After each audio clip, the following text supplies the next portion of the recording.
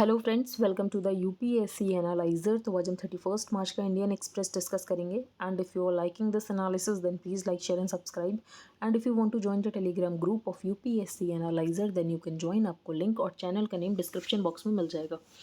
यहाँ पर first news Pakistan की इंटरनल पॉलिटिक्स के बारे में है, तो एज सच ये हमारे लिए इंपॉर्टेंट नहीं है।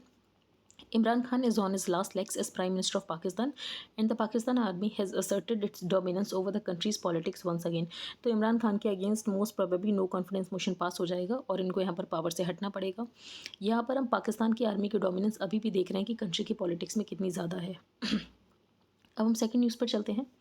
Social media user can seek action if account suspended with no notice, stating that a user can initiate proceedings. तो यहाँ पर जो यूज़र है वो सोशल मीडिया कंपनी के अगेंस्ट प्रोसीडिंग्स को इनिशिएट कर सकता है अगर उसका अकाउंट यहाँ पर बिना प्रायर नोटिस दिए सस्पेंड कर दिया गया।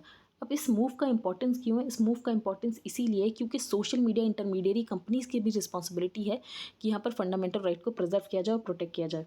तो social media intermediary companies must be held accountable for subjugating and supplanting fundamental rights like the right to freedom of speech and expression. यहाँ पर कोई इंपॉर्टेंट न्यूज़ नहीं है, हम आगे चलते हैं। यहाँ पर विजिलेंट जस्टिस के बारे में बात किया गया। तो विजिलेंट जस्टिस क्या होता है, हम इस टॉपिक के बारे में डिटेल में एक बार पढ़ लेते हैं। तो what is vigilantism? It is a process of law enforcement undertaken without legal authority bye a self appointed group of people, और it is the practice of ordinary people in a place taking unofficial action to prevent crime or to catch and punish people believed to be criminals। तो basically यहाँ पर जो law enforcement का काम कर रहा है इंसान, उसके पास लीगल अथॉरिटी नहीं है वो करने की। तो it is the process of law enforcement undertaken without legal authority, और यहाँ पर सेल्फ अपॉइंटेड ग्रुप के लोग हैं जिन्होंने यहाँ पर ये रिस्पॉन्सिबिलिटी ले ली कि हमें यहाँ पर क्राइम ख़त्म करना है, और उनको जो भी लगता है कि क्रिमिनल है तो वो उसको खुद से ही यहाँ पर सज़ा दे रहे हैं। तो ये होता है विजिलेंटिज्म, जैसे कि आपने काउ विजिलेंटिज्म सुना होगा। अब vigilantism in the case of India, कहाँ कहाँ पर हमें विजिलेंटिज्म इंडिया में देखने को मिलता है? फॉर एग्जांपल वैलेंटाइन डे में ये जो भी कपल्स होते हैं, बजरंग दल वाले जो करते हैं, तो इसको आप विजिलेंटिज्म बोल सकते हैं। दूसरा लव जिहाद एटसेट्रा। तो vigilante behaviour can be seen through incidents like beating couples on Valentine's Day, love jihad etcetera. It is considered anti democratic and law and order machinery takes punitive actions varying from police cases to arrest of the accused. अब USA में vigilantism legal है। The criticism is guarded and balanced। अब USA में in fact the laws in the USA make vigilantism respectable. तो यहाँ पर लोगों को प्रमोट किया जाता है कि वो विजिलेंटिज्म करें यूएसए में। Example, in the USA citizen arrester enjoys the legal status and his or her actions are protected by law। Laws in the USA permit an individual to pursue and arrest a person accused of breaking a law। तो यहाँ पर USA में कोई भी law को break करता है तो यहाँ पर सिटीजन्स के पास ये लीगल अथॉरिटी कि वो उस पर्सन को अरेस्ट कर सकते हैं। अब how the USA allows the practice of citizen arrester? तो एक लीगल कन्वेंशन है 12th century common law which was prevalent in England. This law allowed a citizen arrester to physically arrest a person who has been accused of breaking a law.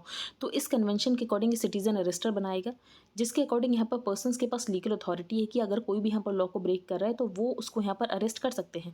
अब एक पूरी तरीके से procedure follow होना चाहिए, नहीं तो ये जो प्रोसेस है इसका मिसयूज़ भी हो सकता है। तो they are procedures to be followed, safeguards and risk involve for wrongful arrest.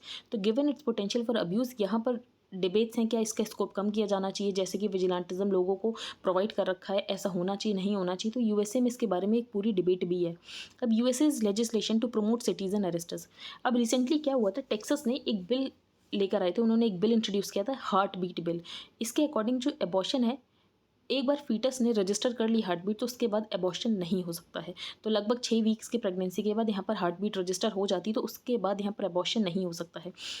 इस बिल में ये भी था कि कोई अगर इसके बारे में इन्फॉर्म करेगा टू द अथॉरिटीज़ या एबॉर्शन प्रोवाइडर्स को सू करेगा तो उसको यहाँ पर प्राइज मनी भी दिया जाएगा, लगभग $10,000 का अवार्ड दिया जाएगा। तो 10 एनीवन हु हेल्प, तो बेसिकली यहाँ पर हम विजिलेंटिज्म को प्रमोट करेंगे, कोई भी अगर ऐसा बताएगा या फिर एबॉर्शन प्रोवाइडर्स को सू करेगा तो उसको यहाँ पर अवार्ड दिया जाएगा। तो 10 anyone who helped in the abortion process from the taxi driver who drove the woman to the hospital और the doctors and nurses etcetera can be sued by any citizen. तो हम देखना है कि यूएसए में विजिलेंटिज्म को promote किया जाता है, लेकिन इंडिया में एज सच विजिलेंटिज्म को प्रमोट नहीं किया जाता है। तो in another incident in the USA, a bill had to be passed for voter reforms. In that, the experts pointed that the representatives were more worried about citizen representatives than the official themselves। तो I hope आपको समझ आ गया हो कि vigilantism होता क्या है। तो विजिलेंटिज्म का सीधा मतलब ये है कि जो लॉ इन्फोर्समेंट कर रहे हैं उनके पास लीगल अथॉरिटी नहीं है लॉ इन्फोर्समेंट करने की, लेकिन ये लीगल अथॉरिटी यूएसए में दी जाती है सिटीजन्स को, लेकिन इंडिया में नहीं दी जाती है। आगे चलते हैं। यहाँ पर कोई इंपॉर्टेंट न्यूज़ नहीं है। जर्मन एनए से इंडिया आए हुए हैं, अब इनका क्या कहना है ये सब हम सुन लेते हैं। तो Germany has close ties with Russia, और जर्मनी एनर्जी नीड्स के लिए रशिया के ऊपर डिपेंडेंट भी है, लेकिन उसके बाद भी रशिया को इन्होंने कंडेम किया। ऐसे ही इंडिया भी रशिया के ऊपर डिपेंडेंट है, लेकिन इंडिया ने कंडेम नहीं किया। तो बेसिकली यही बातें कहना चाह रहे थे। तो Germany has close ties with Russia as well as dependence for its energy needs. Delhi has a similar dependence on Moscow for its defence needs. लेकिन बर्लिन ने उसके बाद भी यहाँ पर हार्ड स्टांस लिया रशिया के एग्रेशन पे, लेकिन दिल्ली ने उसके बाद भी यहाँ पर टफ बैलेंस मेंटेन किया between the west and the Russia. तो calling Russia's attack on Ukraine a blatant violation of international law. We do not want the, अब इनका यही कहना है कि हम नहीं चाहते ये जो बड़े नेशंस हैं ये छोटे नेशंस के ऊपर वॉर कर दें। तो because we do not want smaller countries to fear that countries bigger in size. वो हिस्ट्री में जाएंगे और फिर कहेंगे कि नहीं ये पार्ट तो मेरा था, अब मुझे ये पार्ट वापस लेना, और फिर वो अटैक करेंगे। तो अगर ऐसा चलता रहा तो हमेशा वॉर ही चलती रहेगी। जैसे कि चाइना क्लेम करता है कि ये पार्ट हमारा था, वो पार्ट हमारा था, क्योंकि हिस्ट्री में ये पार्ट हमारा था। तो if we start looking back in history and then choosing to define the geography of our country, तो फिर हमें यहाँ पर इंटरनेशनल पीस कभी देखने को ही नहीं मिलेगा। तो ये कुछ इनके स्टेटमेंट्स थे जो कि हमने देख लिए। अब हम आगे चलते हैं। अब यहाँ पर film division, directorate of film festivals, national film archive of India, children's film society of India, इनको मर्ज कर दिया जाएगा, और इनको मर्ज किया जाएगा एनएफडीसी के साथ, जो कि है नेशनल फिल्म डेवलपमेंट कॉरपोरेशन। अब यहाँ पर जो असम के चीफ मिनिस्टर है उनका एक स्टेटमेंट ये है, जैसे कि हम इतने टाइम से पढ़ रहे थे, कि जो स्टेट है वो यूनिट होनी चाहिए डिटरमाइन करने के लिए फॉर माइनॉरिटीज़। अब इनका ये कहना है जो यूनिट होनी चाहिए रिलीजियस माइनॉरिटीज़ को डिफाइन करने की, वो यहाँ पर स्टेट नहीं होनी चाहिए बल्कि वो डिस्ट्रिक्ट होना चाहिए। तो Assam chief minister Himanta Biswa Sarma Wednesday said religious minorities in the state should be defined district wise. आगे चलते हैं, ये हम डिस्कस नहीं करेंगे। PM speaks to Rajasthan CM, तो कल हमने सरस्का टाइगर रिजर्व देख लिया था, राजस्थान में है, और यहाँ पर आग लग गई है। यहाँ पर हम एक रिपोर्ट के बारे में डिस्कस करेंगे बहुत ही ज़्यादा डिटेल में। Union minister of environment, forest and climate change release the India state of forest report 2021। तो ये 2 साल में एक बार आती है, 2021 की रिपोर्ट है, तो लेटेस्ट यही है 2021 की। तो India state of forest report ये बताती है कि इंडिया का कितना फॉरेस्ट कवर है, कितना ट्री कवर है, और हर 2 साल में निकाला जाता है by the forest survey of India. पहली रिपोर्ट जो है वो 1987 में निकाली गई थी, तो 2021 की जो रिपोर्ट हो गई वो हो गई 17th report. 3 category of forest को यहाँ पर सर्वे किया जाता है। वेरी डेंस फॉरेस्ट जिसमें जो कैनोपी डेंसिटी वो 70% से ज़्यादा है, मॉडरेटली डेंस फॉरेस्ट जिसमें जो कैनोपी डेंसिटी है वो 40 से 70% के बीच में, ओपन फॉरेस्ट जिसमें यहाँ पर जो कैनोपी डेंसिटी है वो 10 से 40% के बीच में है। पहली बार इस बार की रिपोर्ट में 2021 की रिपोर्ट में पहली बार एसेस किया गया था forest cover in tiger reserve, tiger corridors and the Gir forest which houses the Asiatic lion. तो पहली बार यहाँ पर टाइगर रिजर्व्स में फॉरेस्ट कवर देखा गया। तो टाइगर रिजर्व, टाइगर कॉरिडोर्स और गिर फॉरेस्ट में फॉरेस्ट कवर यहाँ पर देखा गया। जो फॉरेस्ट कवर टाइगर कॉरिडोर्स में वो इंक्रीज़ हुआ है, लेकिन टाइगर रिजर्व्स में डिक्रीज़ हुआ है। तो एक इंपॉर्टेंट फैक्ट, टाइगर कॉरिडोर्स में इंक्रीज़ हुआ है लेकिन टाइगर रिजर्व्स में डिक्रीज़ हुआ है। Buxa, Anamalai, Indravati reserves have shown an increase in forest cover. तो बुक्सा, अनामलाई, इंद्रावती रिजर्व्स में हमें यहाँ पर इंक्रीज देखने को मिला फॉरेस्ट कवर में, और लॉसेस कहाँ देखने को मिले, कवल, भद्रा एंड द सुंदरबंस रिजर्व्स। जो पक्के टाइगर रिजर्व अरुणाचल प्रदेश में उसमें हाईएस्ट फॉरेस्ट कवर है 97% का, तो पक्के में सबसे ज़्यादा है 97% का। जब फॉरेस्ट और ट्री कवर है वो कंट्री में लगातार इंक्रीज हो रहा है। जो इंडिया का फॉरेस्ट कवर है अब 21.71% of the countries geographical area. 2019 की रिपोर्ट में 21.67% था, तो अब है 21.71%। जो ट्री कवर है वो भी इंक्रीज हुआ 721 स्क्वायर किलोमीटर से। वो स्टेट्स जहाँ पर हमें सबसे ज़्यादा फॉरेस्ट कवर का इंक्रीज देखने को मिला है, तो the states that have shown the highest increase वो है तेलंगाना, आंध्र प्रदेश और ओडिशा।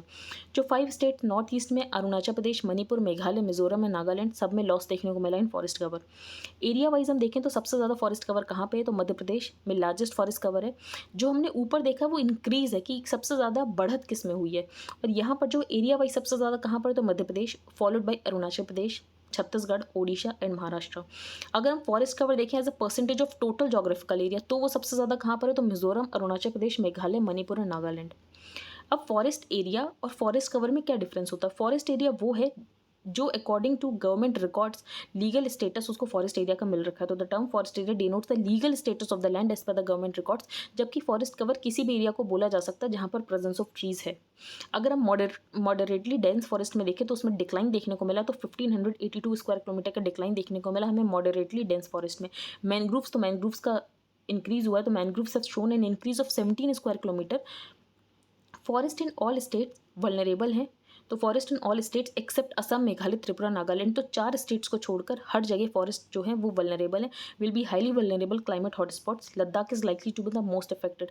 तो जितने भी फैक्ट्स हैं आपको सारे याद होने चाहिए। अब हम आगे चलते हैं। अब यहाँ पर स्ट्रेट शूटर का मतलब होता है कि जो कि बहुत ही ऑनेस्ट और फोर्थराइट पर्सन हो, जो कि स्पेड को स्पेड बोले, मतलब जैसा है उसको वैसा ही बोले। लेकिन एक इंसान को अरेस्ट कर लिया गया था क्योंकि उसने स्ट्रेट शूटर व्हाट्सएप पे ऐसा मैसेज लिख दिया, तो सामने वाले को लगा कि वो शूट कर देगा। तो बेसिकली आज व्हाट्सएप की इंग्लिश का ज़माना है, इसीलिए लोगों को कुछ पता नहीं है, तो स्ट्रेट शूटर आपको पता होना चाहिए। आगे हम चलते हैं। ऐसा सच इंपॉर्टेंट नहीं था, हमने डिस्कस कर लिया, ये भी हम डिस्कस नहीं करेंगे। Moscow reality check. अभी जो आर्टिकल है, रशियन फॉरेन मिनिस्टर इंडिया आने वाले हैं, सार्गी लेवरोव। यूक्रेन सिर्फ एक ही इशू नहीं होने वाला है जिसके बारे में बातचीत होगी between India and Russia. Apparently इसके बारे में बातचीत होगी जो इंडिया के डिफेंस परचेजेस हम यहाँ पर रशिया से करने वाले हैं कि उसकी डिलीवरी कब होगी। इसके अलावा रूपी रूबल अकाउंट के बारे में बातचीत होगी कि रूपी रूबल से कैसे ट्रेड किया जाए। टू डिस्कस आर्म्स परचेजेस, अब यहाँ पर ऑथर ने इंडिया को क्रिटिसाइज़ किया है। अब ऑथर का ये कहना है कि आर्म्स परचेजेस ऐसे समय में बात करना आर्म्स परचेजेस के जब वो उन आर्म्स का यूज़ करके किसी दूसरे कंट्री के ऊपर अटैक कर रहे, सिविलियंस को मार रहे हैं। तो to discuss arms purchases from a country while it bomb civilians and infrastructure in another country is surely a violation of even the low bottom line our leadership seems to have set. तो हम बहुत ही ज़्यादा bottom line set कर रहे हैं, ये हमें नहीं करना चाहिए। इस समय में हमें यहाँ पर परचेजेस, डिफेंस परचेजेस की बात नहीं करनी चाहिए। अभी जो पीस टॉक्स चल रहे हैं इस्तांबुल में, तो Russian troops have halted their advance on Kyiv and Chernihiv. तो 2 जगह यहाँ पर रशियन ट्रूप्स ने अपने एडवांस को रोक दिया है। However, these are only very preliminary breakthroughs. The Ukraine had given up its nuclear arsenal. अब 1995 में जो यूक्रेन है उसने बुडापेस्ट मेमोरेंडम के चलते अपने जो आर्सेनल है उसको गिव अप कर दिया था और वापस से ये रशिया को दे दिया था। लेकिन बदले में यहाँ पर यूक्रेन को ये बोला गया था कि आपकी हम सिक्योरिटी को इंश्योर करेंगे और आपके ऊपर अटैक कभी नहीं किया जाएगा। लेकिन हमने देखा कि रशिया ने वॉयलेशन किया, रशिया ने क्रीमिया को एनेक्स किया और रशिया ने अभी भी यहाँ पर यूक्रेन के ऊपर वॉर कर रखा है। इसीलिए इस बार यूक्रेन चाहता है कि जो सिक्योरिटी गारंटीज दी जा रही हैं यूक्रेन को वो लीगली बाइंडिंग हो। तो this time Ukraine wants legally binding guarantees under the Vienna treaty. Quiet whispers have been doing the rounds that India can play the role of a mediator. तो क्या India यहाँ पर mediator का role play कर सकता है? तो author का ये कहना है कि हम मीडिएटर का रोल तो यहाँ पर टर्की कर रहा है, हम क्या कर सकते हैं? Urging a temporary ceasefire will certainly serve the immediate purposes of evacuation. हम यहाँ पर टेम्पररी सीज फायर कराने की कोशिश कर सकते हैं।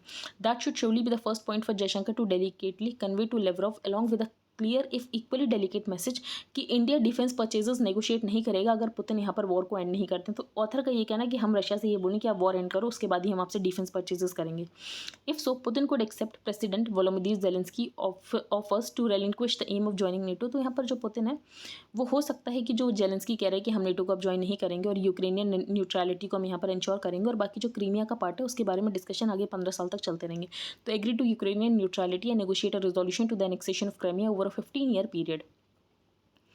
क्रिटिक्स, अब ऑथर ने बोला कि ये जो भी मैंने स्टेटमेंट्स दिए तो क्रिटिक्स उसको आर्ग्यू करेंगे कि हमारी जो आर्मी है उसकी डिफेंस सप्लाईज को दिक्कत आ सकती है अगर हम ऐसा कुछ करेंगे तो। But it could equally well be argued that making arms purchases conditional on ending the war might add pressure. अब इनका ये कहना है जो रशिया में फ्री में तो ये सारे डिफेंस परचेजेस हमें दे नहीं रहा, हम उनको पैसे देते हैं उसके बाद ही वो हमें ये सारे डिफेंस सप्लाईज देते हैं। तो after all Russia is not doing us any favours by selling us arms. तो रशिया चाहता है कि हम उनसे ले, रशिया भी हमारे ऊपर उतना ही डिपेंडेंट है। तो his administration has delayed deliveries. अब यहाँ पर ऑथर का ये कहना है जो पुतिन है वैसे भी वो डिलीवरीज टाइम पे तो पहुँचाते नहीं, इतना ज़्यादा लेट कर देते हैं, प्राइसेस को भी लगातार बढ़ा रहे हैं। इंडिया को उन्होंने बहुत सारे सिक्योरिटी कंसर्न एरिया से भी बाहर कर दिया। फॉर एग्जांपल अफगानिस्तान के ऊपर कोई टॉक होती है तो इंडिया को इन्वाइट नहीं किया जाता है। और अगर हम ज़्यादातर देखें तो यहाँ पर जो रशिया है वो चाइना के करीब ज़्यादा है, तो it has chosen China over India on every issue.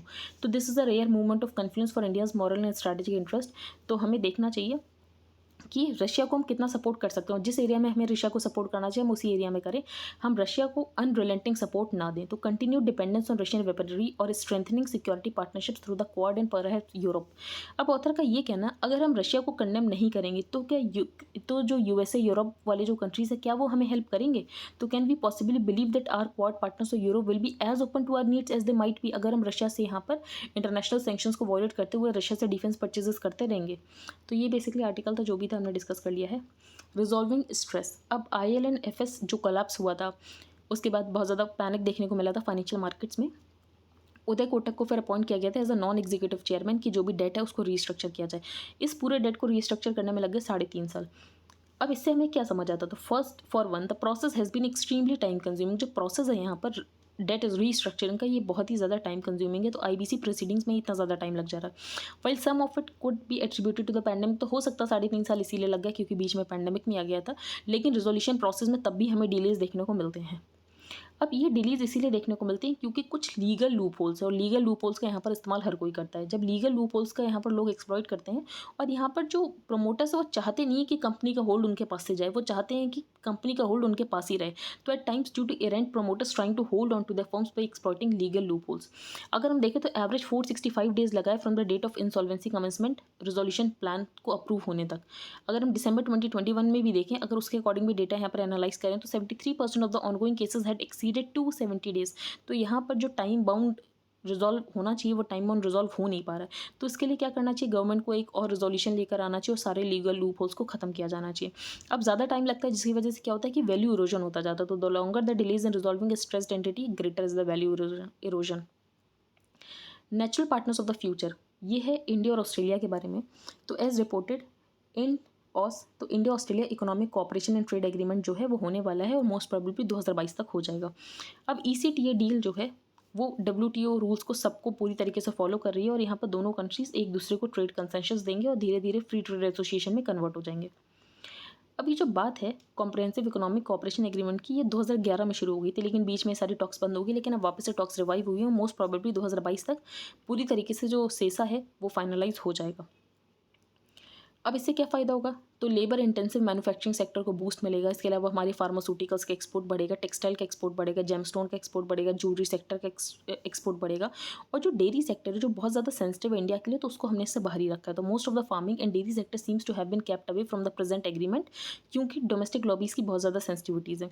जो ऑस्ट्रेलियन कोल है वो इंडिया में आसानी से आ सकेगा, तो no less important Australian coal will probably get relatively unfettered access to India. तो ऑथर ने बोला ये जो हमने इतना टाइम लगा दिया ये करने में, ये हमें बहुत पहले ही कर लेना चाहिए था। तो टू मल्टीकल्चरल, तो इंडिया और ऑस्ट्रेलिया दो मल्टीकल्चरल कंट्रीज़, दोनों फेडरल डेमोक्रेसीज, और दोनों इंडो पैसिफिक में सेम ही कंसर्न शेयर करते हैं। दोनों यहाँ पर चाइनीज़ हेजेमोनिक डिज़ाइंस को लेकर अप्रहेंसिव है कि चाइना यहाँ पर हेजेमनी स्टैब्लिश करने की कोशिश कर रहा है। तो दोनों कंट्रीज़ को कोऑर्डिनेट करना तो फिर बनता ही है कि दोनों कंट्रीज़ कोऑर्डिनेट करें, और दोनों कंट्रीज़ नेचुरल पार्टनर्स हैं इन द फ्यूचर। ये जो आर्टिकल है ये सच इंपॉर्टेंट है, इसमें बस यही बताया गया कि इंडिया और पाकिस्तान ने जो ट्रेड को सस्पेंड कर रखा है, तो अगर वो ट्रेड को वापस से रिवाइव करें तो बहुत ज़्यादा फायदा हो सकता है दोनों ही कंट्रीज़ की इकॉनमी को। तो अगर वर्ल्ड बैंक एस्टिमेट के अकॉर्डिंग जो इंडिया और पाकिस्तान का ट्रेड पोटेंशियल वो $37 बिलियन है। अगर एक्चुअल देखें तो 2017-18 में $2.4 बिलियन था, लेकिन उसके बाद पूरी तरीके से ट्रेड बंद कर दिया गया। दोनों कंट्रीज़ में सिर्फ $400 मिलियन का ही ट्रेड बचा है, क्योंकि यहाँ पर जो पाकिस्तान है वो हमसे मेडिसिन लेता है। तो well the world negotiate supply chain and trade deals to integrate different chains, लेकिन इंडिया और पाकिस्तान जो है इसमें अभी भी ट्रेड शुरू नहीं हुआ है। इसके अलावा जो तापी पाइपलाइन उस पर भी पूरी तरीके से काम रुका हुआ। तो Turkmenistan, Afghanistan, Pakistan, India gas pipeline भी पूरी तरीके से यहाँ पर फिजल आउट हो रही है। Pakistan seems content with this growing connectivity gap. अब पाकिस्तान जो है वो खुश है बोल सकते हैं, क्योंकि पाकिस्तान को एक नेबर मिल गया चाइना, और धीरे धीरे अगर हमने यहाँ पर पाकिस्तान को सपोर्ट नहीं किया तो पाकिस्तान यहाँ पर चाइना का प्रॉक्सी बन जाएगा पूरी तरीके से। तो civilian leadership has avoided any initiative and has let the army handle India. जो पाकिस्तान की जियो इकोनॉमिक प्रायोरिटी है वो है यहाँ पर चाइना, और यहाँ पर चाइना पाकिस्तान इकोनॉमिक कॉरिडोर पे यहाँ पर जो पाकिस्तान है वो बहुत ज़्यादा इंटरेस्ट ले रहा है। अगर इस्लामाबाद पर्सपेक्टिव से देखें तो अगर पाकिस्तान का डिसइंटरेस्ट इंडिया के साथ इकोनॉमिक डिसइंटरेस्ट बढ़ता गया और वो चाइना की प्रॉक्सी बनता गया, तो इंडिया के लिए ये यहाँ पर रीजनल चैलेंज बन के एक आ सकता है। तो ये इंडिया के लिए एक रीजनल चैलेंज बन सकता है, तो यही बात इसमें बताई गई है। अब यहाँ पर एक बैटल बताई गई है, बैटल ऑफ पोलिलूर, जो कि हुई थी सेकंड एंग्लो मैसूर के दौरान। तो सेकंड एंग्लो मैसूर वॉर के दौरान एक बैटल हुई थी, बैटल ऑफ पोलिलूर, जिसमें यहाँ पर टीपू सुल्तान और उनके फादर हैदर अली ने यहाँ पर इंग्लिश को हरा दिया था। तो a vividly illustrated painting depicting a historic victory of Mysore ruler Hyder Ali and his son Tipu Sultan over the East India Company 1780। तो ये जो वॉर हुई थी, ये बैटल हुई थी 1718 में, बैटल ऑफ पोलिलूर। तो ये आपको पता होना चाहिए। इस पेज पर कोई इंपॉर्टेंट न्यूज़ नहीं है। ये है नेदरलैंड्स की फॉरेन मिनिस्टर, और ये चाहते हैं कि इंडिया और यूरोपियन यूनियन का हो जाए फॉरेन ट्रेड एग्रीमेंट। अब इनसे पूछा गया कि डेयरी सेक्टर जो है, तो इंडिया को reservation on opening up the dairy sector, जिसमें आप टॉप एक्सपर्ट है। तो उनका ये कहना है dairy is an area in which we have a long standing tradition, और वो यहाँ पर एक्सपोर्ट करना चाहेंगे। तो ये तो हो नहीं पाएगा कि वो यहाँ पर डेयरी एक्सपोर्ट कर सकें, क्योंकि हमें अपनी सेंसिटिविटीज़ का ध्यान रखना है। Towards the relationship with India of vital importance, और जो इंडिया है वो जियो पॉलिटिकल पावर्स। तो इनसे ये पूछा गया कि जैसे इंडिया ने रशिया के अगेंस्ट वोट नहीं किया, तो इसके बारे में आप क्या कहना चाहते हैं। ऐसा इंपॉर्टेंट नहीं है, आगे चलते हैं। पुतिन्स रूबल गैम्बिट। अब पुतिन ने एक बात ये बोली है, Russia's President Vladimir Putin demanded that European countries pay for all natural gas imports in rubles. तो यहाँ पर यूरोपियन कंट्रीज जो भी नेचुरल गैस ले रहे हैं रशिया से, तो यहाँ पर रशिया को वो रूबल्स में पे करे, रशिया यहाँ पर यूरो और डॉलर में पेमेंट एक्सेप्ट नहीं करेगा। According to reports, Putin said Russia would not accept natural gas payments in currencies that have compromised, which include dollars and euros. तो यहाँ पर पुतिन ने क्लियर कर दिया कि मुझे यहाँ पर डॉलर और यूरो में पेमेंट नहीं चाहिए, मुझे यहाँ पर रूबल में पेमेंट चाहिए। अब ये ऐसा क्यों कर रहे हैं? ये ऐसा इसीलिए कर रहे हैं क्योंकि जो रूबल की डिमांड है वो खत्म हो चुकी है, क्योंकि कंट्री के ऊपर सैंक्शंस लग चुके हैं। तो रशिया के ऊपर सैंक्शंस लग गए हैं, तो रूबल की डिमांड पूरी तरीके से क्रैश हो गई, रूबल यहाँ पर डिप्रिशिएट हो रहा है। तो रूबल को डिप्रिशिएट होने से बचाया जा सकता है अगर रूबल की डिमांड क्रिएट कर दी जाए। तो रूबल की डिमांड कैसे क्रिएट की जा रही है? ऐसे क्रिएट की जा रही है। अब यहाँ पर जर्मनी के फाइनेंस मिनिस्टर ने बोला है कि यहाँ पर जो रशिया है वो ब्लैकमेल करने की कोशिश कर रहा है, और हमारी ट्रीटी हो रखी है रशिया से, और ट्रीटी के अकॉर्डिंग हम यहाँ पर जो पेमेंट करेंगे वो यूरो और डॉलर में ही करेंगे। तो these treaties are based on euro and US dollar, and so we suggest just private sector companies to pay Russia and euro और डॉलर। अब पुतिन डिमांड क्या है? पुतिन ने ये डिमांड कर दी कि पेमेंट तो हम यहाँ पर रूबल में ही एक्सेप्ट करेंगे, क्योंकि यहाँ पर पुतिन जो है वो रूबल की डिमांड बढ़ाना चाहते हैं। रूबल की डिमांड बढ़ाएंगे तभी यहाँ पर जो करेंसी है रशिया की वो यहाँ पर क्रैश होने से बच सकती है और वो यहाँ पर अप्रिशिएट हो सकती है। The rouble had been weakening against the dollar in the weeks before Russia invaded Ukraine, और यहाँ पर $75 से 85 तक पहुँच चुका था, और फिर उसके बाद 145 तक प्लमेट हो गया था। रूबल्स रिकवरी ऑन वेंसडे जो रूबल है वो थोड़ा बहुत रिकवर हुआ। This happened because the EU can't reduce its dependence on energy imports from Russia overnight। अब एक दिन में तो यहाँ पर जो यूरोपियन यूनियन है वो डाइवर्सिफाई नहीं कर सकता अपने इम्पोर्ट्स को, तो बेसिकली यहाँ पर देखने की बात है कि क्या होता है आगे। बाकी यहाँ पर रशिया को स्विफ्ट से भी बाहर कर दिया, ये आपको पता है, society for world wide interbank financial telecommunications, इससे भी यहाँ पर रशिया को बाहर कर दिया गया। तो बेसिकली रशिया के ऊपर सारी तरीके के इकोनॉमिक सैंक्शंस लगा दिए गए, जिसकी वजह से जो रशिया का रूबल है वो लगातार क्रैश हो रहा है। तो how can European companies get roubles? अब यूरोपियन कंपनीज को रूबल्स मिलेंगे कैसे? तो जो रशियन फर्म्स हैं उनको डॉलर और यूरो की तो ज़रूरत है नहीं, क्योंकि सैंक्शंस लगे हुए, डॉलर और यूरो तो यूज़ कर ही नहीं सकते हैं। तो एज सच जो यूरोपियन फर्म्स है वो किसी इंटरमीडियरीज़ के पास चाहे वो उनको यूरोज़ दें, डॉलर दें, और उनको बदले में यहाँ पर रूबल्स मिल जाएंगे और वो यहाँ पर पेमेंट के लिए यूज़ कर सकते हैं। The key question is if direct dollar euro to rouble exchange is not possible. तो अगर डॉलर यूरो रूबल एक्सचेंज नहीं हो पा रहा तो क्या करें? क्योंकि जो रूबल है उसकी जो प्राइस है वो लगातार चेंज हो रहा है। तो ऐसे में एक करेंसी को इंटरमीडियरी बना सकते हैं। वो कौन सी करेंसी हो सकती है? वो यहाँ पर चाइनीज़ का युआन हो सकता है। तो most likely answer is the Chinese yuan. In such a scenario dollars euros will be exchange for yuan, और उसको यहाँ पर रूबल्स में एक्सचेंज कर दिया जाएगा। आई होप आपको आज का न्यूज़पेपर समझ आ गया हो। If you like the video then please like share and subscribe. Thank you and have a nice day.